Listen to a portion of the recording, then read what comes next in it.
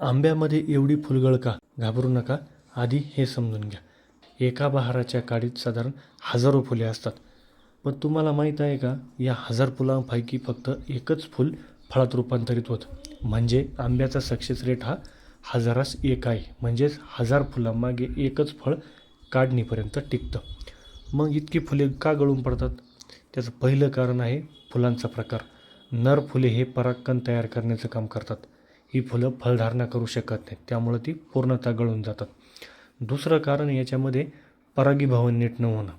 उर्वरित मादी फुलं आणि उभयलिंगी फुलांमध्ये घरमाशी, मधमाशी व इतर कीटकांमुळे परागीभवन होत असतं. जर घरमाशी, मधमाशी आणि इतर परागीभवन करणारे घटक कमी पडत असतील तर फळधारणा कमी होते आणि परागीभवन न झाल्यामुळं ही फुलं गळून पडतात. तिसरं कारण याच्यामध्ये तापमानातील चढउतार, वारा, पाऊस आणि इतर कारणांमुळे पण फुलगळ होते. यातलं चौथं कारण आहे पोषणाची कमतरता. विशेषतः बोरॉन आणि कॅल्शियमची कमतरतेमुळे पण फुलांची गळ होते. म्हणून शेतकरी बंधूंनी काय बहाराच्या काळात योग्य अन्नद्रव्य व्यवस्थापन करायचं आहे. दुसरी गोष्ट सूक्ष्म अन्नद्रव्यांची फवारणी करायची. तिसरी गोष्ट याच्यामध्ये मधमाशांचं संवर्धन करायचं आहे. चौथी गोष्ट पाण्याचं योग्य व्यवस्थापन ठेवायचं आहे. योग्य काळजी जर घेतली तर फलधारणा निश्चित वाढते.